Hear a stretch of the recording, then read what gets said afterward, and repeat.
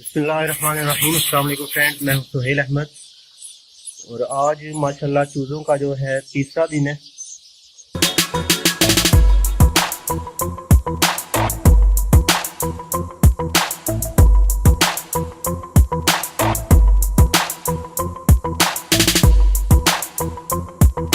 ये हमारे जी इन्वेस्टर हैं बहुत बड़े माशाल्लाह, इन्होंने भी इस बिज़नेस में इन्वेस्ट किया हुआ है। तो एक तो ये भी आइडिया है वैसे कि अगर आपने कोई बड़े पैमाने पे बिजनेस स्टार्ट करना हो तो ये भी एक मशवरा है कि वहाँ पे ना 3-4 पार्टनर आप अगर आप हो जाएं तो उससे ये होता है कि अगर फर्ज किया कोई नुकसान होता है तो वो बहुत ज़्यादा नुकसान नहीं होता, क्योंकि 3-4 पार्टनर होते हैं तो बचत हो जाती है। लेकिन अगर एक ही बंदा 15-20 लाख का अगर इसका बिजनेस स्टार्ट कर लेता है, नुकसान हो जाता है, तो फिर यह है कि मसला ज़्यादा हो जाता है। तो एक ये यार मेरे ख्याल में चूज़ा जो है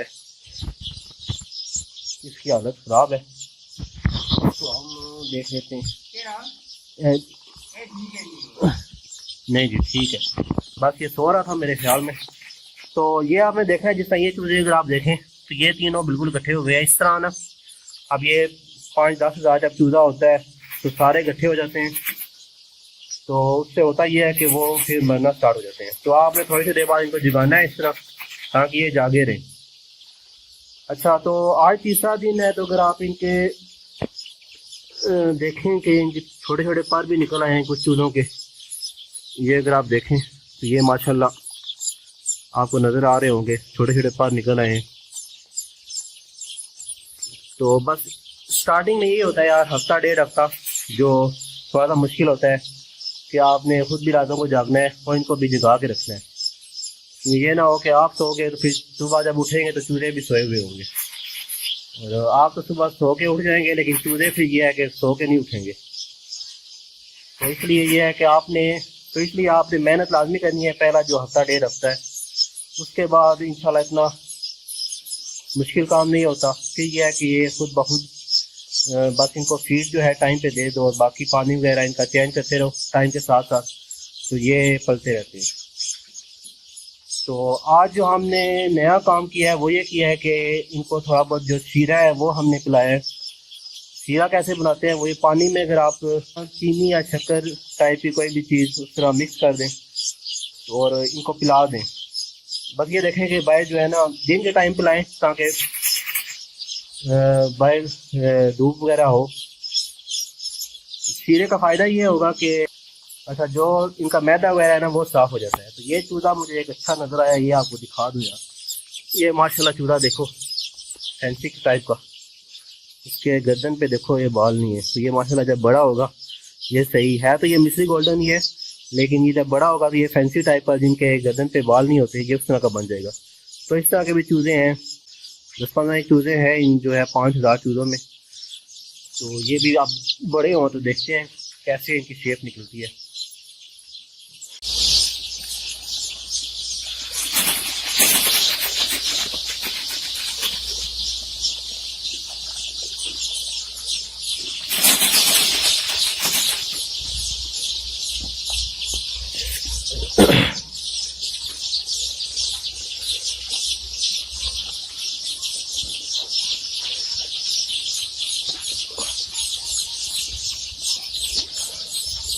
इसके अलावा जगह आज हमने थोड़ी बहुत खुली कर दी है। पहले हमारा अब यहाँ पे अगर देखें ये जो पिलर था यहाँ पे हमने वो शापर वगैरह लगाया हुआ था, तो जगह थोड़ी तंग थी क्योंकि बिल्कुल पहला दिन था, सर्दी भी बहुत ज़्यादा थी, बारिशें हो रही थी, तो उस वजह से हमने जगह तंग रखी हुई थी ताकि टेम्परेचर जो है मेंटेन रहे।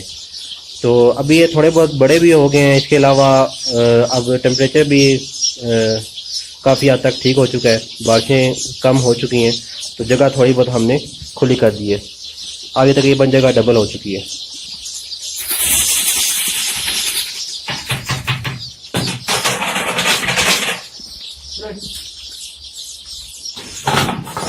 अच्छा, इसके अलावा एक और एडवाइस जो थी यार कि ये अगर आपने इस तरह चूज़े रखे हुए हैं तो यहाँ पे चलते हुए आपने बहुत ज़्यादा एहतियात करनी है, क्योंकि सम टाइम हम थोड़ा तेज़ चलना स्टार्ट हो जाते हैं तो वो चूज़े जो हैं पाँव में आ जाते हैं।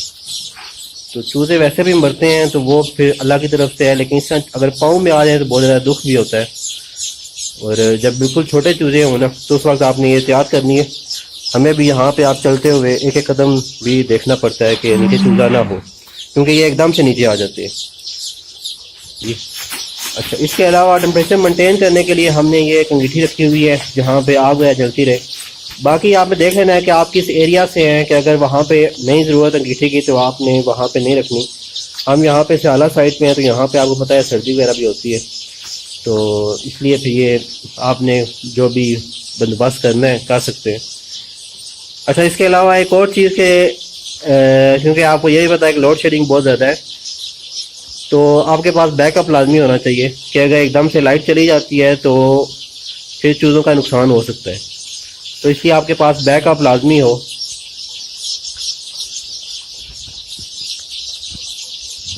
तो इसलिए आपके पास बैकअप लाजमी हो कि जो ही लाइट जाए तो फ़ौरन जो है यूपीएस पे या जनरेटर पे आपकी जो लाइट है कम से कम वो ऑन हो जाए। अब ये इस तरह का बल्ब जो कि 100 वाट का बल्ब, इसका नाम पता नहीं क्या होता है यार, तो अगर लेट्स सपोज ये आप नहीं भी जलाते तो यूपीएस भी है कि जो दूसरे एलईडी बल्ब हैं वही जला दें। चलो उससे हीट तो नहीं होगी, लेकिन कम से कम ये है कि रोशनी रहे, क्योंकि अंधेरे में ये बहुत ज़्यादा घबरा जाते हैं, एक दूसरे के ऊपर चढ़ जाएंगे और वहाँ पे जो है ना इनके मरने का बहुत ज़्यादा खतरा हो जाता है।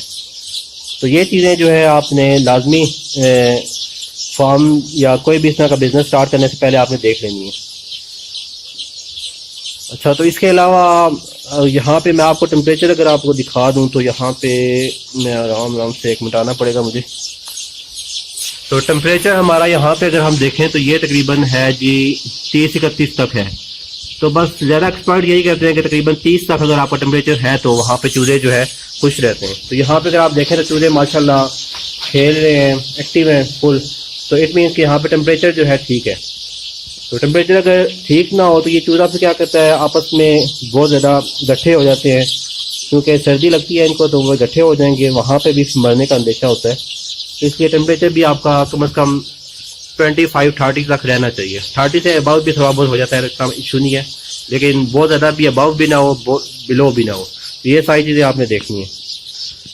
तो मेरे ख्याल में इतनी वीडियो काफ़ी है, बाकी मैं आपको साथ साथ अपडेट करता रहूँगा, साथ साथ वीडियो बनाता रहूँगा हर दूसरे-तीसरे दिन के बाद। तो अभी इनको तीसरा दिन है, तो 2 दिन में इंशाल्लाह इनकी वैक्सीन वगैरह भी करनी है, वो भी वीडियो मैं बना के आपको साथ साथ बताता रहूँगा। तो फिर 7वें दिन दूसरी वैक्सीन करनी है, इसके अलावा 14वें दिन जो है वो हमने तीसरी वैक्सीन करनी होती है एनडी वाली, और देन 28वें रोज़ आई थिंक करनी होती है। तो वो सारी जो है एक्सपर्ट के साथ हम मशवरा करके हम इस तरह देखते रहेंगे कि वैक्सीन कब कब करनी है, और साथ साथ मैं आपको बताता रहूँगा। तो चैनल में जुड़े रहने के लिए चैनल में सब्सक्राइब कर लीजिए अगर आप इस बिज़नेस से रिलेटेड कोई भी चीज़ें देखना चाहते हैं। बाकी ये गोल्डन मिसी चीज़ों का काम था, इसके अलावा लेयर्स का काम और ब्राइडर का काम, वो भी साथ साथ मैं आपको इंशाल्लाह मुख्तलिफ पोल्ट्री फार्म विजिट करके वहाँ पे इंटरव्यूज़ वगैरह उनके लेके आपको सारी चीज़ें सिखाता रहूँगा। तो वीडियो पसंद आई हो तो लाइक लाजमी कीजिए। इसके अलावा कमेंट्स में आप मुझे बता सकते हैं कि अगर कोई भी आप एडवाइस देना चाहते हैं या इसके अलावा कोई और कोई मशवरा लेना चाहते हो या देना चाहते हो तो आप मुझे कमेंट्स में बता सकते हैं। चलिए ठीक है जी, इंशाल्लाह मिलते हैं नेक्स्ट वीडियो के साथ। अल्लाह हाफिज़।